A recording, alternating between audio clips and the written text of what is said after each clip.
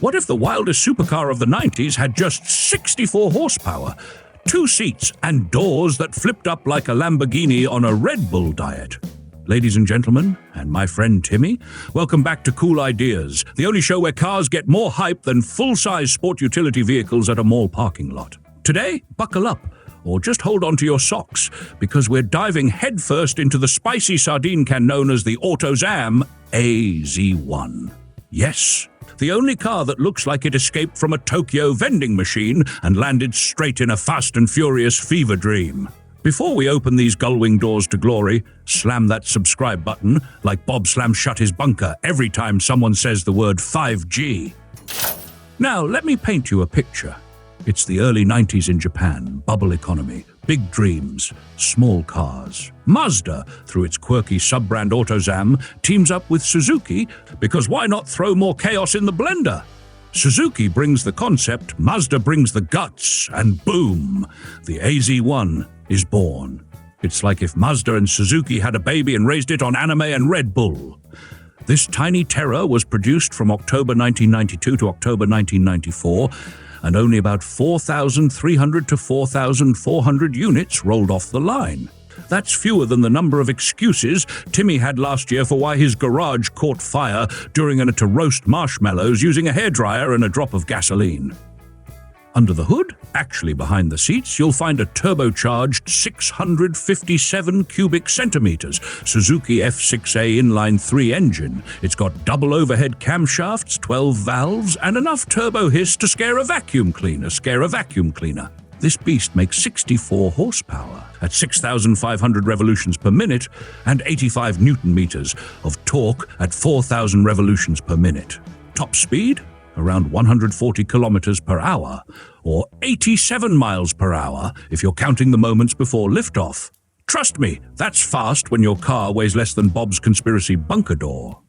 Speaking of weight, the AZ-1 tips the scales at just 720 kilograms. That's 1,590 pounds for my fellow Freedom Unit folks. Dimensions? It's 3,295 millimeters.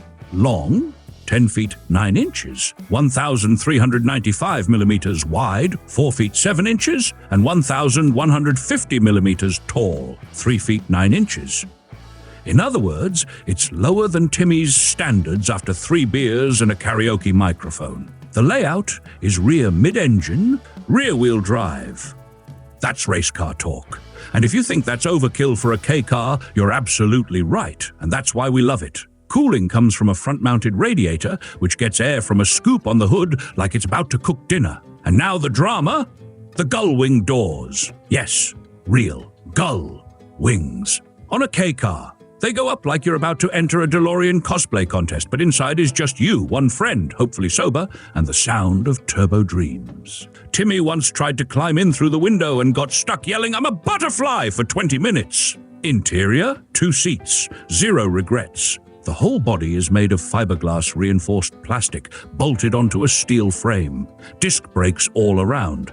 Suspension tight enough to feel every bump, which is perfect for pretending you're racing when you're just late for lunch. The problem? It launched during Japan's economic hangover. Everyone loved the AZ-1, but nobody could afford to buy a toy when they were busy selling their real estate dreams and high-tech stocks, so it flopped harder than Bob's YouTube channel about alien cooking. But fast forward to now, and the Autozam AZ-1 is hot, like collector-grade spicy hot, like $40,500 hot, which is what one pristine 1993 AZ-1 sold for on Cars and Bids in November 2024. That's enough to make Timmy faint twice. And that's not even an outlier. Others have sold in the $20,000 to $30,000 range. So, what do we call it? A supercar for ants? A Hot Wheels you can register? Maybe. But what it really is joy. Loud, lightweight, illogical joy.